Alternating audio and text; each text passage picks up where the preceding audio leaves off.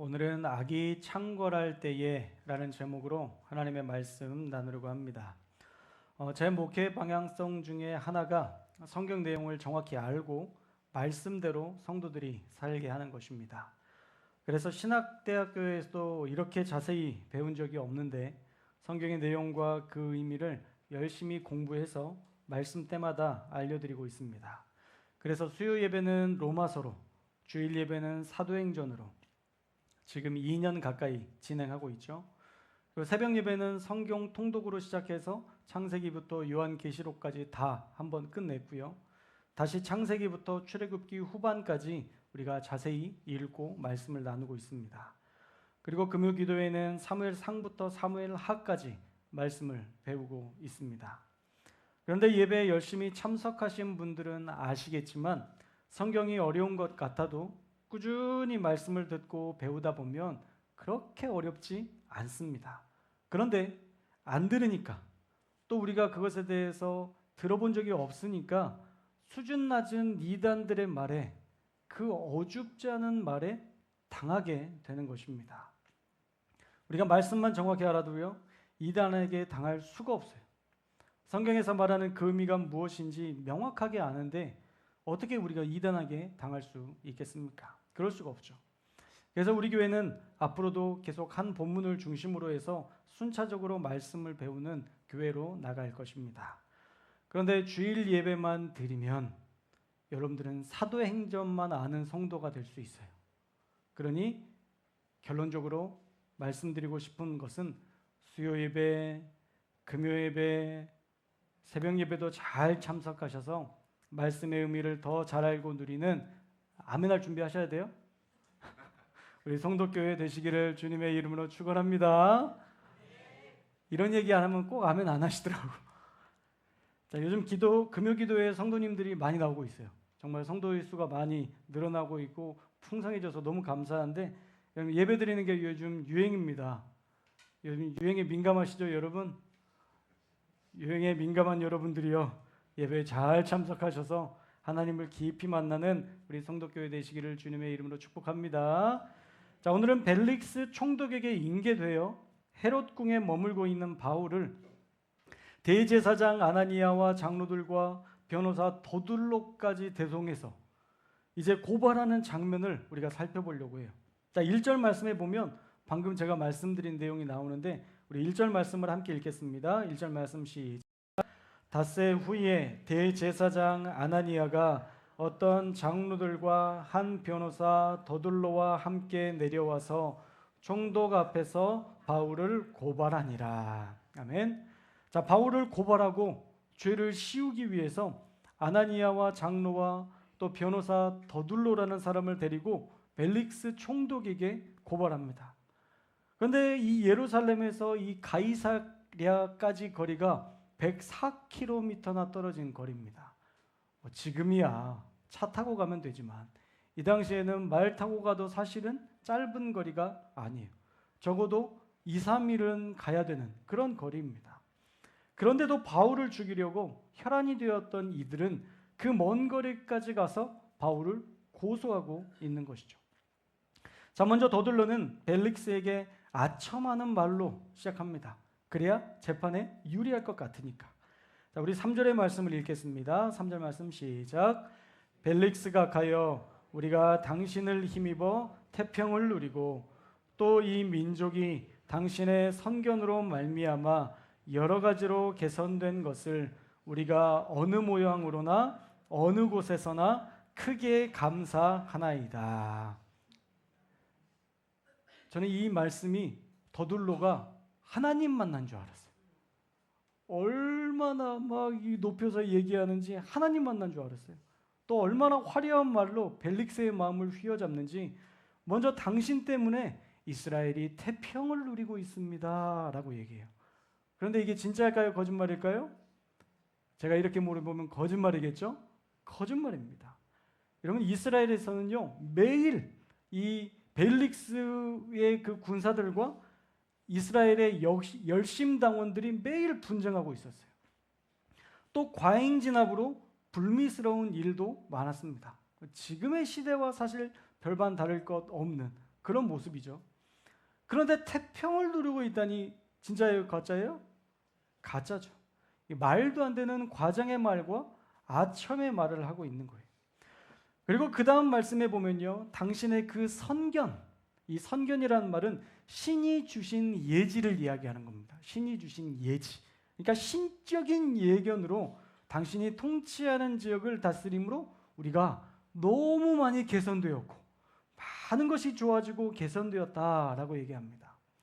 그런데 벨릭스는 6년 만에 로마에 의해 다시 소환됩니다. 여러분, 소환이 되었다는 건 잘했다는 거예요? 못했다는 거예요? 못했다는 거죠. 잘했으면 거기 계속 놨겠죠. 그렇다면 신적 예지나 지혜가 있었다고 보기에는 사실 어려운 겁니다.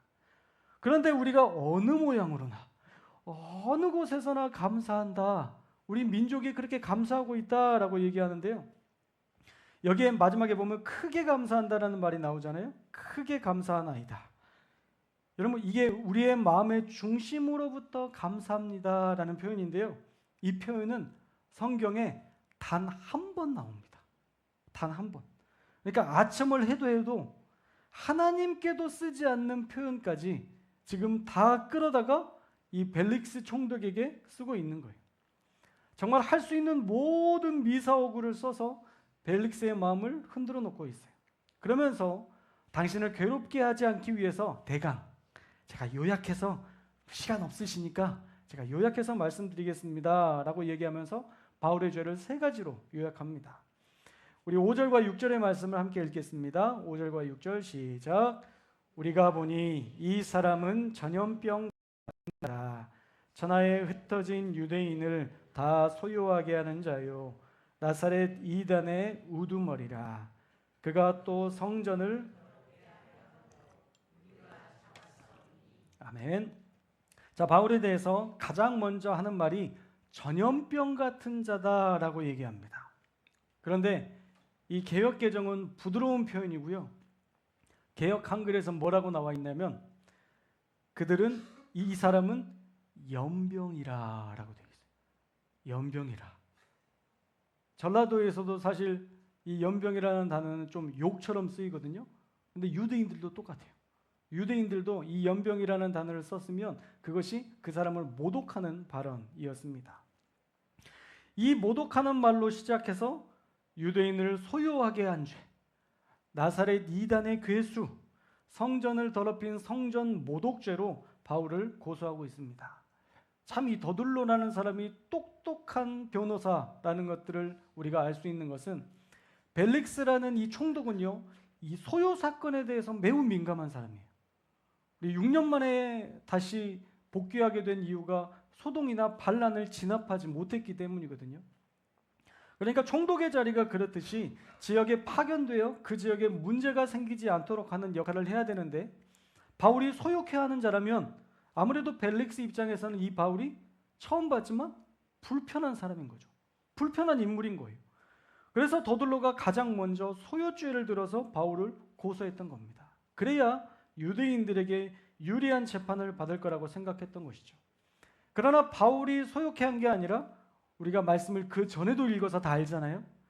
유대인들의 선동으로 오히려 폭력을 당했던 인물이라는 거 우리는 잘 알고 있습니다. 대제사장 아나니아와 장로들 그리고 더둘로는 피해자였던 바울을 오히려 피의자로 몰아가고 있는 상황이에요.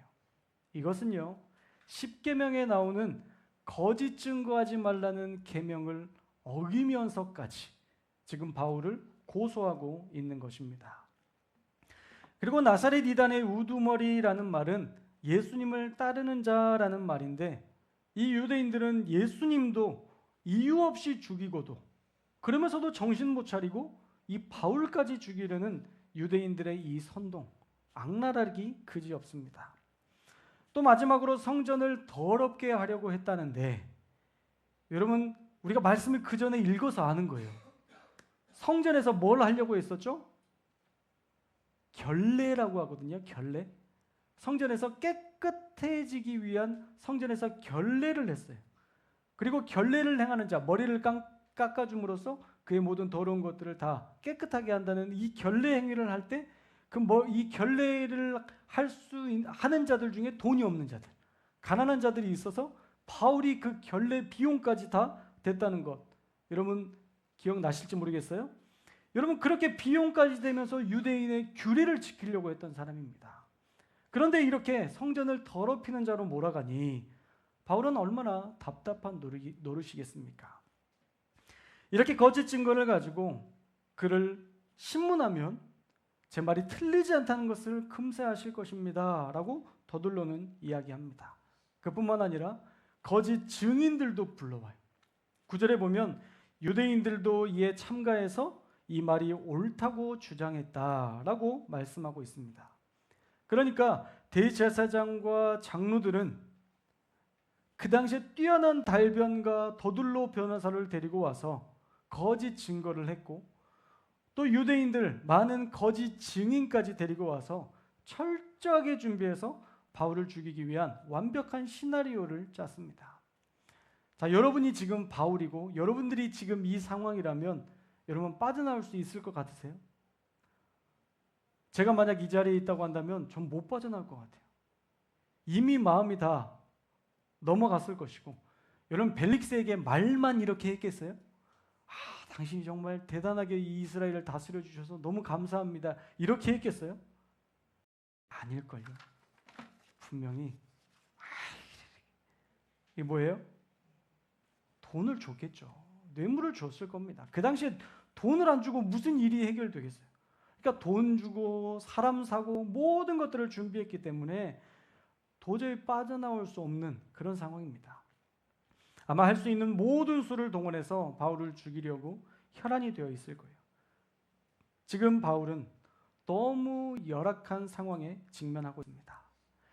자, 오늘 말씀에서 우리에게 주시는 하나님의 교훈은 무엇일까? 첫째로 바울을 해하려던 악한 자들과 마찬가지로 악한 세력은요, 그리스도인들을 절대 가만두지 않는다는 거예요. 우리도 바울 못지않은 영적 전쟁 가운데 있습니다. 어떤 때는 평안하다가도 갑작스럽게 문제가 생기기도 하고, 이해되지 않는 오해를 받기도 하고, 또 고난과 고통이 우리를 괴롭힐 때도 있습니다. 예수님을 믿어도 그런 고통스러운 일이 발생하는 이유는 악한 세력이 항상 우리를 넘어지게 하려고 우리를 가만두지 않기 때문입니다. 베드로전서 5장 8절 말씀 여러분 잘 아시죠? 근신하라, 깨어라, 너희 대적 마귀가 우는 사자같이 두루다니며 삼킬 자를 찾나니. 여러분, 멀쩡하게 잘 살고 있는 그리스도인이라 해도요, 대적 마귀가 삼킬 자를 찾는 배고픈 사자처럼 돌아다니면서 저와 여러분들을 계속 시험하기 때문에 이해되지 않는 어려운 일을 겪게 된다라는 거예요. 아유, 무슨 사탄이 있어, 무슨 귀신이 있어, 무슨 악한 세력이 있어. 여러분, 성경의 악한 세력의 이야기들은요, 수도 없이 나옵니다. 그러면 악한 권세를 가진 마귀가 있다는 거예요. 우리가 없다고 볼 수 없는 거예요. 제가 예전에 어떤 영화를 보면서 되게 감명 깊게 봤던 그런 영화가 있어요. 검은 사제들이라는 영화였었는데요. 거기에서 거기는 이제 영화니까 막 귀신도 나오고 막 걔네들이 막 괴물이 돼서 막 이러는데, 거기에서 영적인 하나의 그 너무 분명한 하나의 그런 멘트가 있었는데, 그게 뭐냐면 그 검은 사제들이 이제 그 축기를 하려고 하는 그때쯤에 왜 나한테 나타나서 이러냐고. 다른 사람들은 다 모른다고, 내 존재를. 다른 사람들은 아무도 모르니까 내 존재를 모르는데 왜 너는 나를 이렇게 하냐고. 이렇게 제가 그 멘트를 듣는데 너무 소름이 돋았어요. 아마 기독교인이었던 것 같고요. 그 정도의 신앙의 그런 영적인 부분들을 아는 사람 같았어요. 여러분, 우리에게 마치 그런 문제, 귀신이나 어떤 마귀의 존재가 전혀 없는 것처럼 사탄은 그렇게 우리에게 아무것도 아닌 일처럼 그렇게 마치 자신의 존재가 없는 것처럼 드러내지 않아요. 그러나 사탄의 존재는 분명히 존재합니다. 성경에 나와 있어요. 그래서 우리가 그 이해되지 않는 일들을 날마다 겪게 되는 거예요. 여러분, 왜 기도하는데 어려움을 겪는지 아세요? 이상하게 또 기도하면 더 어려움이 커요. 이상해요. 그래서 아예 기도하지 말아야지. 기도하니까 더 어렵네. 이런 생각 드시는 분도 있을 거예요. 기도하는데 더 어려운 이유는요, 사탄이 더 강하게 공격하기 때문이에요. 여러분 무서우라고 하는 얘기가 아니라, 여름이니까 남양 특집처럼 제가 여러분들에게 이야기하는 게 아니라, 여러분 악한 권세가 있고요, 그 권세를 대적할 수 있도록 성령 하나님께서 우리와 함께 하시고 보호해 주시는 거예요. 할렐루야. 그럼에도 불구하고 우리는 이 땅에 살 때에는 항상 공격당합니다. 그래서 여러분 공격당하고 있다면 잘 살고 있다는 증거예요. 할렐루야. 여러분 좀 어려움 당하고 계시나요? 그럼 잘 살고 있다는 증거예요. 욥을 보면 공격당하잖아요. 잘 살았는데. 그럼 잘 살고 있다는 증거예요.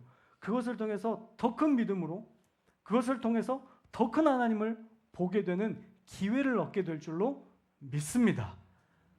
여러분 이제 어려움 없는 분들도 있으시죠? 큰 어려움 없이 어려움도 없고 고난도 없고 막 너무 잘 살고 계시는 분들이 있으시죠? 어쩌면 좋은 게 아닐 수 있어요. 사탄마저 여러분들을 공격하지 않는 시간일 수도 있어요. 공격하지 않아도 어차피 넘어질 사람이니까 공격 안 하는 거예요. 그것이 마치 잘 가는 것처럼. 마지막에 가보니까 어디예요? 절벽인데, 큰 길이고 좋은 길이어서 끝까지 가는데 마지막에 절벽이라면 그럼 그건 잘 사는 게 아니죠.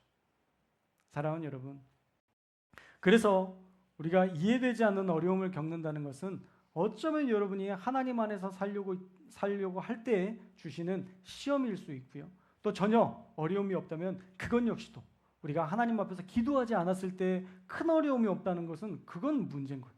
근데 기도했는데 큰 어려움이 없다, 여러분은 그러면 그 시험을 하나 더 뛰어넘은 걸 수도 있어요. 욥처럼 그 시험을 다 뛰어넘은 다음에 그 하나님이 주시는 완벽한 평안의 상태를 누릴 수도 있는 겁니다. 자, 그래서 베드로 사도는요 5장 8절의 말씀에 그렇게 우는 사자같이 사탄 마귀가 너희들을 시험하고 있는데, 이어서 뭐라고 얘기하냐면 이런 상황 가운데에서 5장 9절 말씀입니다. 너희는 믿음을 굳게 하여 뭐라고 얘기하면 그를 대적하라 라고. 그러니까 우리가 이길 수 있는 거예요, 없는 거예요? 있는 거죠. 못 이기면 싸우라고 할까요, 말할까요? 싸우라고 안 하죠, 하나님이. 베드로 사도가 싸우면 분명히 지는데 막 얻어 터질 건 아는데도 싸워봐, 그렇게 얘기하겠어요? 아니죠. 이길 수 있으니까 대적하라는 거예요. 믿음을 굳게 하여 그를 대적하라. 이는 세상에 있는 너희 형제들도 동일한 고난을 당하는 줄 알미라. 여러분 그 당시에 교회를 다녔던 그 사람들도 고난을 당했어요, 안 당했어요? 당했다는 거예요. 왜요? 믿음이 있어도 우는 사자와 같이 사탄 마귀가 계속 우리를 시험에 쓰러지게 하고 넘어지게 하려고 몸부림치고 있기 때문에. 그래서 믿음을 굳건하게 하래요. 그리고 대적하라고 이야기합니다. 여러분 믿음 없이 대적해봤자 이길 수 있을까요, 없을까요? 없어요. 여러분 축기사역하는 그런 현장을 보셨는지 모르겠어요. 저는 그런 현장을 많이 본 저희 장모님의 간증을 많이 들었거든요. 부목사님이 그 귀신 들린 그 집사님을 위해서 간절히 기도했는데 귀신이 안 떠나가더래요. 근데 기도 많이 하는 권사님이 기도했더니 벌벌벌 떨면서 떠나가더래요. 이게 기도의 능력이에요. 직분이 능력을 주는 게 아니라, 직분이 어떤 권세를 주는 게 아니라, 하나님 앞에서 기도하는 사람이 그 귀신을 대적할 수 있는 힘과 능력을 얻게 된다라는 거예요. 여러분 그래서 기도를 통해서 너희가 대적하라라는 말씀이에요. 베드로전서 5장 9절의 말씀은 기도를 통해서 대적하라. 여러분 이 말씀을 적용하라고 해서 대제사장과 장로들이 막 그들을 상대로 바울이 막 싸우라는 말이 아니라, 믿음을 굳게 하는 방법은 바로 기도입니다. 누구나 고난당한다는 것을 기억하고 믿음에 굳게 서서 기도하라는 말씀이에요. 여러분 근신하고 깨어있지 않으면요 우리는 금세 사탄의 꾀임에 빠져 넘어지게 됩니다. 그리고 기도하지 않으면 결국 하나님과 멀어지게 됩니다. 그러니 믿음에 굳게 서서 기도함으로 우리에게 있는 모든 시험을 믿음으로 이겨내는 저와 여러분들 다 되시기를 주님의 이름으로 축원합니다. 둘째로, 악이 강해 보이지만 결국 하나님의 선이 우리를 승리로 이끄신다는 것을 믿어야 합니다. 할렐루야. 어둠은 빛을 이길 수 없다. 아니죠? 빛은 어둠을 이길 수 없다. 아닌데? 뭐죠? 어둠은 빛을 이길 수 없다. 맞죠? 처음에 했던 이야기가 맞긴 맞죠? 되게 헷갈리네 갑자기. 아무리 어두워도 빛이 밝혀지면 그것은 어두운 곳이 될 수 없잖아요. 여러분, 하나님의 그 강한 능력의 손이 함께 하시면요, 아무리 어두운 곳이라 할지라도 그곳 가운데 하나님의 빛이 날마다 비춰주고 계십니다. 여러분, 지금 이 재판은 절대적으로 불리합니다.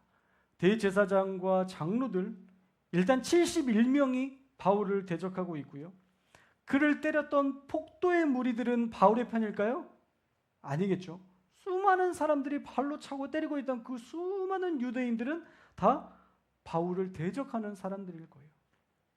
또한 말빨 좋은 더둘로 변호사와 이를 두둔하는 유대인 거짓 증인들까지. 여러분, 바울은 절대적으로 불리합니다. 그러면 이 재판의 결과는 어떻게 됐을까요? 나중에 봐도 정확하게 이렇게 기록되어 있는 부분들을 우리가 찾아볼 수는 없는데, 벨릭스가 총독의 자리에서 물려난, 이제 지금 이 재판의 자리가 벨릭스가 4년째 되는 날이고요. 여기 마지막 쯤에 보면 벨릭스 총독이 다른 총독과 교체되는 내용이 나옵니다. 여러분, 그때까지 바울과 같이 이야기를 나눠요. 그래서 2년간 벨릭스 총독이 어떻게 했냐면 2년간 명확한 판결을 내리지 않고요, 보류해서 바울을 2년이나 구금 상태로 이 헤롯 궁에 머물게 합니다. 벨릭스가 게을러서가 아니라 바울이 어떻게든 나가면 죽거든요. 살 수가 없습니다. 그러니 벨릭스가 2년간 그 감옥에서 바울을 보호해 주었던 거예요. 유대인이 아무리 많은 자원으로 바울을 죽이려 해도 바울을 죽일 수 없었습니다. 왜냐하면 하나님께서 보호하고 계시기 때문이죠. 로마에서 복음을 전할 사명이 있기 때문입니다. 그래서 하나님의 철저한 보호하심 아래 바울은 2년이나 이 가이사랴에서 보호받으며 이 벨릭스의 아내 두르실라에게 복음을 전하기도 합니다. 놀랍지 않습니까? 하나님은요, 하나님을 위해 살아가는 사람을 절대 버리지 않습니다. 하나님은 포기하시지 않아요. 생각지도 못했던 방법으로 놀라운 하나님의 일하심으로 보호하시고 피하게 하십니다. 예전에는 천부장이 보호했던 것 기억하시죠? 지난주에 천부장이 보호하게 하시고, 이번에는 벨릭스 총독이, 재판을 감당해야 될 사람들이 오히려 바울을 끌어안고 그를 보호하는 그런 내용들을 우리가 볼 수 있어요.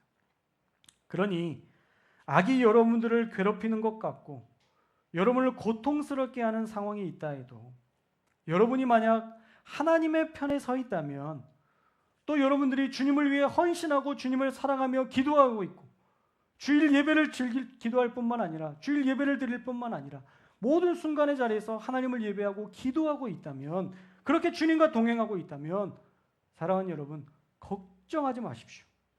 하나님께서 가장 완벽한 사탄의 시나리오를 깨부시고 더 놀라운 방법으로 여러분의 문제를 해결해 주실 줄로 믿습니다. 그러나 여러분이 하나님의 편에 서 있지 않다면 그 위기는 진짜 위기입니다. 이제 여러분이 그 위기를 여러분의 힘으로 해결해 나가야 되기 때문이에요. 우리가 예배도 드리지 않고 기도도 하지 않고 하나님을 위해 헌신하는 일도 없고 또 하나님을 사랑하는 마음도 지금 애매한데 하나님이 우리를 도와주실 거라고 믿는 것은 사실 무책임한 믿음이죠. 하나님이 무엇을 해야 주시는 그런 계산적인 하나님은 아니시지만 아무것도 안 해도 도와주시는 분은 더더욱 아닙니다.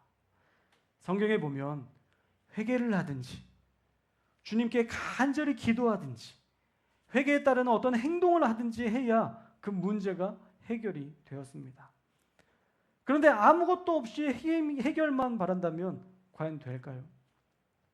하나님은 그 중심을 보시는 하나님이세요. 바울처럼 살아가면 모든 것 책임져 주시지만 하나님 없이 살면서도 책임져 주실 것만 바란다면 죄송하지만 아무 일도 일어나지 않을 것입니다. 그런데 여러분 기뻐하십시오. 지금까지 안 했어도 지금부터 시작한다고 해도 하나님은 뭐 이제 와서 시작하냐? 그런 하나님이 아니세요. 여러분 증거를 대볼까요? 오래 교회 안 나오다가 이제 진짜 회개하고 나 이제 20년 동안 안 나가다가 이제 나 이제 교회 다녀야 되겠다 라고 교회를 나왔어요. 근데 그때부터 하나님께서 막 은혜를 부어주셔서 막 눈물 콧물 다 흘리고 신앙생활 다시 회복하게 하는 사람들을 보신 적 있으세요? 없으세요? 많아요. 많습니다. 하나님은요 오랜 시간 하나님과 떨어져 있었어도 지금 나를 믿기로 작정하고 지금 나에게 기도한다면 하나님은 과거를 가지고 그거 가지고 뭐라 하시는 분이 아니세요. 지금 기도하면 됐다. 이제부터 기도하자라고 말씀하시면서 우리를 사랑으로 보듬어 주시고 그 사람에게도 성령을 보내주셔서 기도할 수 있는 힘을 주시고 또 간절하게 기도할 때 기적을 보게 하셔서 하나님의 역사를 누리는 그런 하나님의 사람들로 하나님께서 채워주실 줄로 믿습니다. 여러분 기도하셨으면 좋겠어요. 열심히 기도하셨으면 좋겠어요. 새벽 예배 꼭 나오셨으면 좋겠어요. 정말 새벽 예배에 나오시는 분들에 대한 간증이 정말 몇 개가 있는데 할까요? 말까요? 우리 정영숙 집사님이 계속 마음적으로 어려운 부분들이 있어서 계속 기도하셨는데 좀 많이 좋아지셨대요. 여러분 우울증이라는 그 증세가 낫는 게 정말 쉽지 않아요. 근데 지금 2번이나 어려움 가운데 또 회복되고 또 회복되는 하나님의 은혜를 경험했어요. 매일 기도하니까 가능한 거예요. 여러분 약을 아무리 먹어도 그게 쉽지 않거든요. 근데 이렇게 회복됐다는 것은 하나님의 은혜예요. 근데 하나님께서 너무 쉽게 새벽에 제가 이제 안수기도를 계속 한 7, 8개월 정도 계속 했었는데 지난주 한 10일 전쯤에 안수기도를 받는데 그냥 뭐가 슉 풀리는 느낌이 들더래요. 그러면서 그동안 하지 못했던 일들을 그냥 되더래요. 하면서. 여러분 은혜 아닙니까? 은혜잖아요. 그런 은혜를 어떻게 얻을 수 있겠어요? 계속 기도했으니까 되는 거예요. 계속 하나님을 찾았으니까 된 거예요. 최석권 사님도 어려움이 있어서 막 응급실도 갔다 오시고 막 그러셨었는데 이 담석 때문에 파쇄는 했는데도 파쇄한다고 그렇게 잘 나오는 게 아니거든요. 저희 어머니도 보면 파쇄한다고 그게 그냥 해결되는 게 아닌데 안수기도 몇 번 해드렸는데 그게 다 없어졌대요. 그래서 병원에서 이게 다 없어졌네요. 의사가 몇 번을 자세히 쳐다보더래요. 그럴 리가 없는데 그러면서. 그럴 리가 있죠. 하나님이 하시면 되는 거예요. 할렐루야. 제가 안수기도에 능력이 있어서가 아니에요. 저분들이 매일 새벽마다 기도하기 때문이에요. 저는 그냥 통로의 역할일 뿐이에요. 하나님 도와주세요 했는데 그때 막 물이 확 부어지면서 다 쓸려 나간 것 뿐이지 저는 아무 능력이 없어요. 제가 기도할 때 막 그때 막 특별히 막 하나님이 역사하시는 걸 제가 느끼고 그렇다면 그건 제가 하나님 능력 주셨구나라고 생각하지만 10일 전에 제가 기도할 때 아무 느낌이 없었고요. 5일 전에 우리 권사님이 기도할 때 아무 느낌이 없었어요. 근데 하나님이 역사하셨다면 그분들의 기도의 능력 때문이죠. 제 능력 때문이 아니라. 할렐루야. 여러분 그 기도의 능력을 저와 여러분들이 경험하셨으면 좋겠어요. 누구라도 할 수 있습니다. 누구라도. 특별한 어떤 사람에게만 하나님이 기름 부으시고 역사하시는 게 아니에요. 저와 여러분 지금부터 기도하기로 결정하고 지금부터 예배자로 살기로 결정하고 지금부터 하나님과 동행한다면 여러분 바울보다 훨씬 더 놀라운 역사들, 기적들 보게 될 줄로 믿습니다. 바라기는 악한 세력이 우리를 가만두지 않는다는 것 여러분 꼭 기억하셔서 문제가 있을 때마다 또 이놈들이 나를 괴롭히는구나. 여러분 깨어 있으셔야 돼요. 그리고 그때부터 뭐 해야 되냐면 기도하셔야 돼요. 여러분의 삶의 자리에서 기도하셔도 좋고요. 새벽 예배 나오시면 더 좋고요. 할렐루야. 할렐루야. 금요 예배 나오시면 더 좋고요. 수요 예배 나오시면 더 좋습니다. 여러분 특별히 금요 예배는 여러분 좀 나오시면 좋을 것 같아요. 좀 특별해요. 이렇게 하나님이 일하시는 역사들이 좀 특별한 기도회가 사실은 금요 기도회거든요. 저도 어렸을 적부터 여러분들도 마찬가지겠지만 금요 기도를 통해서 참 은혜를 많이 받았고 성령의 그 충만한 기름 부심의 역사들을 많이 경험했었는데 여러분 우리 교회 금요 예배를 좀 그렇게 계속 만들어가고 싶어요. 물론 제가 만들 수 있는 게 아니지만 하나님께서 하시는 일이지만 여러분 우리 김광자 권사님도 요즘 지금 한 달 넘었나 2달 넘었나 금요 예배 계속 나오고 계세요. 힘드세요. 보면 어떤 때는 너무 힘들어하시고 특별히 비 올라고 하면 그렇게 힘들어하시더라고요. 비 올라고. 아이고 아파요. 그런데 그 다음날 되면 꼭 비가 와요. 그 일기예보처럼 잘 맞추시는데 그런데도 끝까지 이 예배 자리 지키는 거. 우리 사실 김광자 권사님도 간증이에요. 간증. 우리 한재석 권사님도 간증이고 모든 사람들이 새벽 예배 나오고 하나님 앞에 드렸던 우리 모든 사람들이 다 간증이에요. 그래서 여러분 이 은혜 저와 여러분들이 많이 누리실 수 있었으면 좋겠습니다. 제가 막 여러분들을 막 갈구는 게 아니에요. 여러분 이 의미가 달라요. 여러분 꼭 기억하셔야 돼요. 한시영 목사님 막 달달달달 나를 볶는구나. 한 명이라도 더 나와서 막 여러분들을 막 어렵게 하려고 제가 그러는 게 아니에요. 저는 여러분들이 정말 복을 누렸으면 좋겠어요. 하나님이 주시는 이 복을 다 누렸으면 좋겠어요. 거저받는 이 복을 여러분들이 다 누렸으면 좋겠어요. 그래서 제가 닥달하는 거예요. 잔소리로 생각하지 마시고 혹시 잔소리처럼 여겨졌다면 그것들은 여러분 다 내려놓으시고요. 여러분들이 정말 복의 복을 누리고 복의 복을 누리기를 소망해서 제가 드리는 간절한 이야기라는 것 여러분 기억해 주시고 여러분 예배 자리에서 또 기도의 자리에서 하나님의 역사 많이 경험하시는 저와 여러분들 될 수 있기를 주님의 이름으로 축복합니다. 악이 창궐할 때 더 하나님 붙들고 더 기도하며 마침내 승리하는 우리 성도교회 다 될 수 있기를 주님의 이름으로 축원합니다. 기도하겠습니다.